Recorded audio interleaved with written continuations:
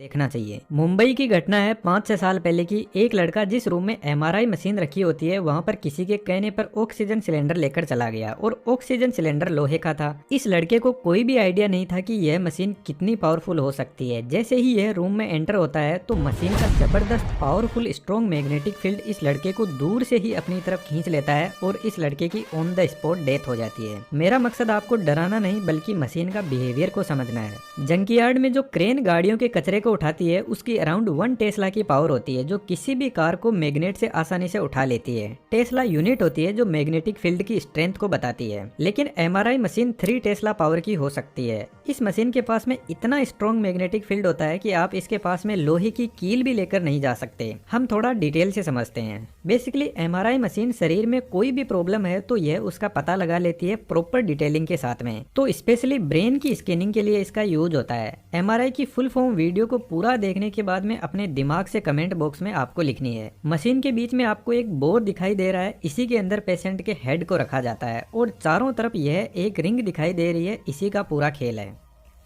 इस रिंग के अंदर एक सुपर कंडक्टिंग मैग्नेट होती है जो एक परमानेंट मैग्नेट ही होती है, लेकिन इसका बिहेवियर थोड़ा अलग टाइप का है। मैग्नेट के अंदर एक कोइल टाइप वाइंडिंग होती है जो नियोबियम या टाइटेनियम की बनी होती है। इस कोइल का रेजिस्टेंस एकदम 0 होता है, लेकिन फिलहाल इस कोइल के पास में कोई मैग्नेटिक फील्ड नहीं है तो सबसे पहले इस कोइल को चार्ज किया जाता है और जैसे ही यह चार्ज होगी तो कोइल के अंदर करंट सर्कुलेट करने लग जाएगा और यह करंट अपने आसपास एक मैग्नेटिक फील्ड जनरेट करेगा। लेकिन यह फील्ड ज्यादा स्ट्रॉन्ग नहीं होगा क्योंकि करंट सर्कुलेट होगा तो वाइंडिंग का टेम्परेचर बढ़ेगा और रेजिस्टेंस बीच में आ जाएगा। तो रेजिस्टेंस को 0 मेंटेन रखने के लिए इस कोइल को लिक्विड हीलियम की कूलिंग प्रोवाइड की जाती है जिसका टेम्परेचर -261 डिग्री सेंटीग्रेड होता है और यह लिक्विड हीलियम कोइल के टेम्परेचर को 0 डिग्री सेंटीग्रेड पर रखती है जिसकी वजह से यह कोइल सुपर कंडक्टिंग स्टेज में आ जाती है और इसके पास में एक पावरफुल स्ट्रॉन्ग मैग्नेटिक फील्ड हो जाता है। इस कोइल का रेजिस्टेंस ही 0 है तो इसको हमें बाहर से कोई भी सप्लाई देने की जरूरत नहीं है। एक बार इस कोइल को चार्ज कर दो और जब यह सुपर कंडक्टिंग स्टेज में पहुंच जाए तो इसका मैग्नेटिक फील्ड लाइफ टाइम तक रहेगा क्योंकि रेजिस्टेंस ही पावर को लॉस करता है और यहाँ पे रेजिस्टेंस ही 0 है और इसके बाद में मैग्नेट को पैक कर दिया जाता है।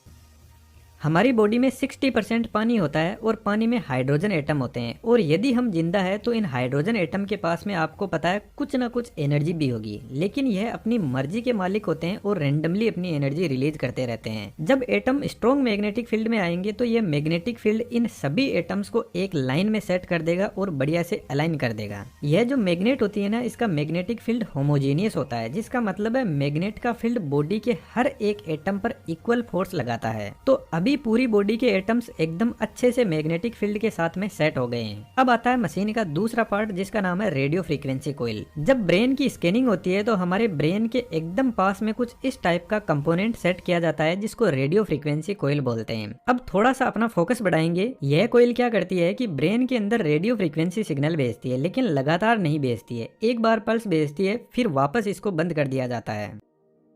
जैसे मान के चलो यह एक हाइड्रोजन एटम है और रेंडमली अपनी एनर्जी रिलीज कर रहा है नेचुरल अर्थ की ग्रेविटी के हिसाब से। तो सबसे पहले सुपर कंडक्टिंग मैग्नेट का फील्ड इस पर लगाते हैं तो यह प्रॉपर डिसिप्लिन में आ जाएगा। अब इस एटम पर रेडियो फ्रीक्वेंसी की पल्स डालते हैं 90 डिग्री वाली और यह पल्स क्या करेगी, इस हाइड्रोजन एटम को 90 डिग्री पर रोटेट करवा देगी और इतना होते ही रेडियो फ्रीक्वेंसी को बंद कर देते हैं। अब यह हाइड्रोजन एटम वापस जो सुपर कंडक्टिंग मैग्नेट का फील्ड है उसके साथ में अलाइन होने की कोशिश करेगा और जब ये वापस अपनी पोजीशन पर आने लगेगा तो कुछ ना कुछ एनर्जी जो रेडियो फ्रीक्वेंसी कोइल ने दी थी उसको वापस रिलीज करेगा।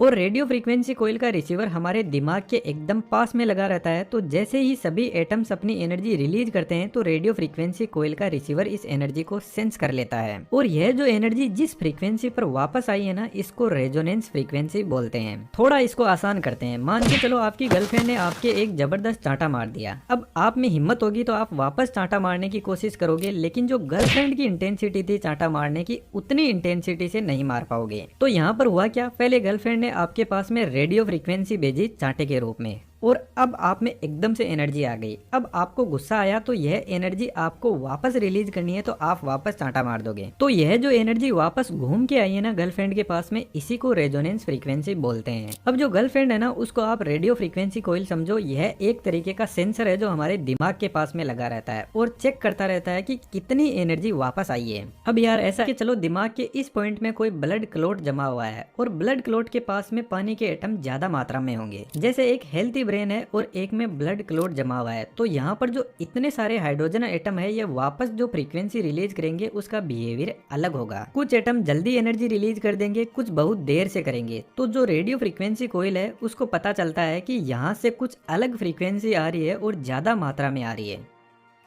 रेडियो फ्रीक्वेंसी कोइल में बेसिकली इंडक्टर और कैपेसिटर होते हैं जो वापस मिल रही फ्रीक्वेंसी से चार्ज और डिस्चार्ज होकर एक ग्राफ बनाते रहते हैं। लेकिन अभी भी डॉक्टर को यह पता नहीं चलेगा कि प्रॉब्लम है कहाँ पर। बस इतना पता चलता है कि एक प्रॉब्लम फाइंड आउट हुई है, क्योंकि हमें एग्जैक्ट इमेज बनानी है ताकि जिस भी पॉइंट पर प्रॉब्लम है उसको ट्रीट किया जा सके। क्योंकि अभी तक मशीन को खुद को नहीं पता है कि यह प्रॉब्लम जो फाइंड आउट हुई है यह ब्रेन के कौन से हिस्से में है, क्योंकि कोई मेजरमेंट के लिए कोई रेफरेंस तो होना ही चाहिए ना।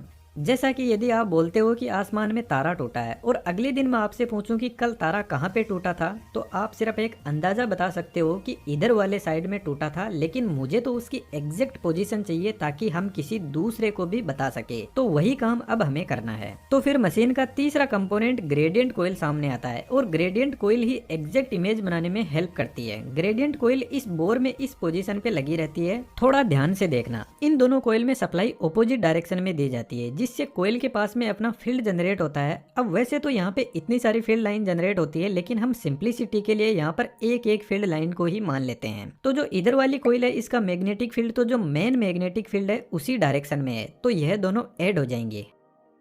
लेकिन इधर वाली कोइल का फील्ड मेन फील्ड के ऑपोजिट डायरेक्शन में है। लेकिन यदि आप इन दोनों कोइल के सेंटर पॉइंट को देखते हो तो यहाँ पर दोनों मैग्नेट का फील्ड एक दूसरे के ऑपोजिट डायरेक्शन में है, तो कैंसिल होकर 0 हो जाएगा। तो हम कह सकते हैं कि सेंटर पॉइंट में जो बड़ी मैग्नेट का फील्ड है वही अवेलेबल है। यह दोनों साइड वाले कोइल का फील्ड 0 हो गया है। हम मान लेते हैं सेंटर पॉइंट पर बड़ी मैग्नेट का जो फील्ड है उसकी स्ट्रेंथ 1 टेस्ला की है। अब इस सेंटर पॉइंट से जैसे जैसे हम इधर जाएंगे तो यह फील्ड बढ़ता जाएगा 1.1 टेस्ला, 1.2 टेस्ला, 1.3 टेस्ला, क्योंकि इधर वाली ग्रेडियंट कोइल और मेन फील्ड जुड़ रहे हैं और इसके ऑपोजिट साइड में ठीक ऐसे ही फील्ड कम हो रहा है। अब यह जो हमें एक लाइन मिली है यह जेड एक्सिस की लाइन है और जैसे इस पॉइंट पर कोई प्रॉब्लम है तो मशीन को पता लगेगा कि जेड एक्सिस में 1.2 टेस्ला का जहाँ पर मैग्नेटिक फील्ड है वहां से फ्रीक्वेंसी कुछ अलग टाइप की आ रही है। इसी तरीके से यहाँ पे एक्स एक्सिस और वाई एक्सिस के लिए भी ऐसी कोइल लगी रहती है।